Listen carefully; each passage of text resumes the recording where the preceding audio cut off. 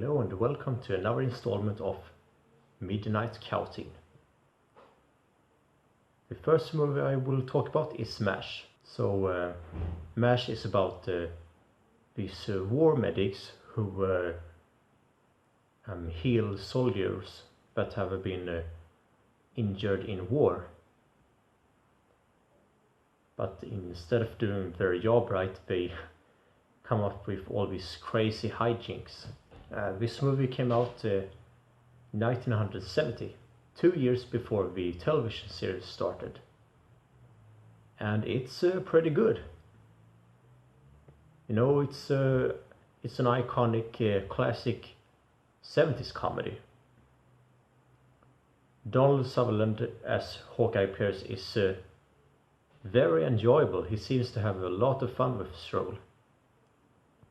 But I do gotta say, it was a little distracting how much he looked like Kiefer Sutherland. At times, I even thought his voice sounded alike. And there were parts during the movie where I couldn't help but think, oh, he looks so much like him, but that's not his fault. It's just how his genes are. Anyway, I really liked him in the role.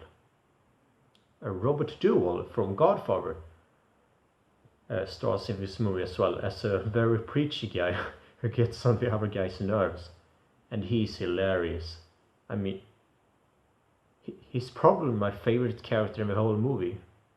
I mean, he has preachy and whatnot, but he's also the most sympathetic of them. I almost felt sorry for the guy, even though he did cheat on his wife. But Duvall did a phenomenal job making him likable. Sally Kellerman plays a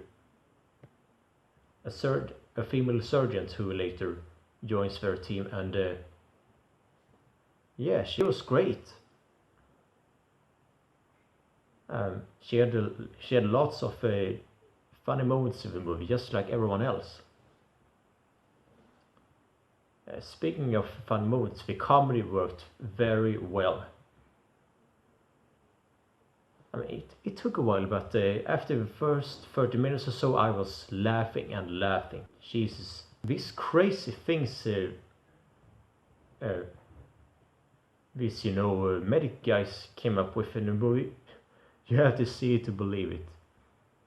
And the football game, which I thought would just, be kind of boring, was surprisingly hilarious. They did some very nice visual gags in that scene. I gotta say, I really like the directing by Robert Altman as well. He makes the movie just as wild and fun as his script. The cinematography looks great as well. I love the coloring for this movie. I kind of love the coloring for 70s movies in general. Because there's just something, special about it. But while I mostly liked this movie, there are just, two gripes. Like I said, it did take quite a while for the comedy to kick in. For the first half hour or so of him, I was actually pretty bored. I was asking myself, so, okay, when is the funny stuff gonna get here? But the movie started to have its funny bits after a while, but it did take quite a while, so I was getting a little impatient. And while what they did to Margaret Houlihan, who we later dubbed Hot Lips, was very entertaining, I wish she had some kind of comeuppance, because I felt sorry for her. These guys, I mean, they were assholes, okay? They were complete assholes. So I wish that You know, she had just a little stroke of luck. But that doesn't take away from how funny it all was. So if you want a good old comedy, this will do just great. So I'm giving MASH 8 out of 10. Next, I'm actually gonna talk about a TV show, in contrary to my previous Cowteen episodes. And it's Man Seeking Woman Season 1. I think, Josh was his name. Anyway, he is unfortunately dumped by his girlfriend, and he feels depressed. But while he mourns about it at first, he decides he's not gonna give up. He's gonna find a new love of his life. Wow. This was phenomenal. It's seriously one of the absolute best new comedies. Jay Baruchel as Josh. You know, I did like him in She's Out of My League, even though that movie was pretty mediocre. And This Is the End. But here I not only liked him, I loved him. I mean, I couldn't have imagined any better actor for a role. He was just absolutely perfect. He portrays this character wonderfully. He managed to really make the audience get on his side. You know, sympathize with Josh. Eric Andre as his friend as well. Eric Andre has his own show, but I've never actually seen it, so this is the first time I see anything with Eric Andre. Shit, did I pronounce that name right? Anyway, he was hilarious in his role. I don't remember the name of Josh's friend, but anyway, Josh's friend, he's, very energetic and full of life all the time. He's, kind of both the guy who supports Josh and the guy who's just being his own man. And the weird combination of sympathizing and selfish at the same time is wonderfully portrayed by Andre. And once again, I couldn't have thought of a better actor for a role. The casting of this show is just great. Then we have Britt Lower as Josh's sister, who I also unfortunately don't remember the name of. I'm not really good at remembering movie names sometimes. Anyway, I highly liked her as well. She's not in all of the episodes, but when she's there, she gets some great moments. But enough about the acting, let's talk about the story. The story sounds pretty basic on paper, but how they execute it, it's, very unique and refreshing. It could easily just have been a very boring show about relationships depicted in the most cliche way possible, but instead they make it as absurd and over the top as possible, while at the same time still making it relatable. And all these dream sequences and the thought process of Josh's mind explicitly depicted in these, it's brilliant.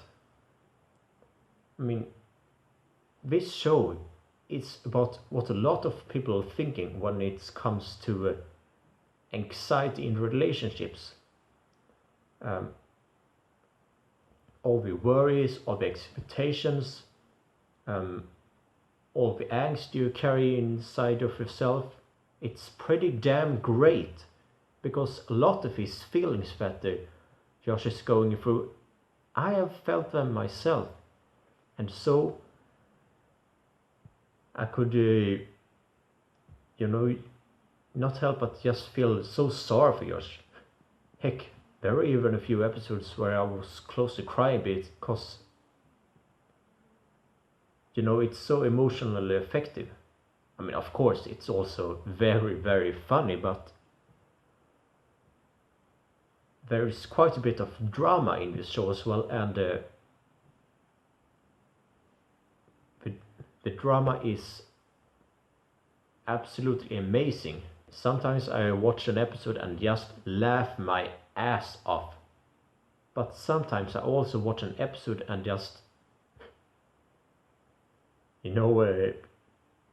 feel depressed, really. There are some very depressing episodes in this bunch, even though all of them are enormously entertaining. And yeah, they do a pretty good job of not making it all liver. They do have they parody one cliche in every episode, and in one episode also focuses on Josh's sister, which makes the episode technically Woman Seeking Man. And the way the season final ties together with the pilot is remarkably creative, and yeah, I just loved it. Now for flaws.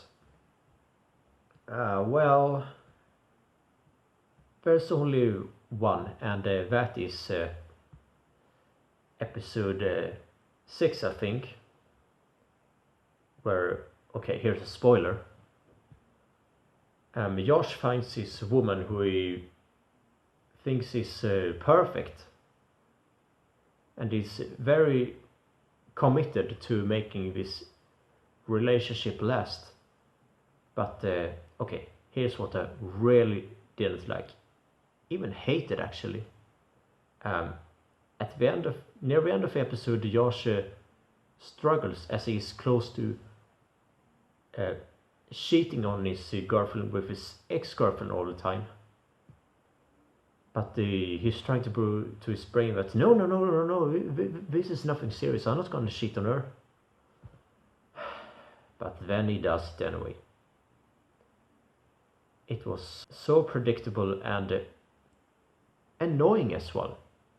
It made Josh, who I normally, really feel for, incredibly fucking unlikable. The rest of the episode is, very good, but the ending, I just loathed it. Why did they choose to make it that way?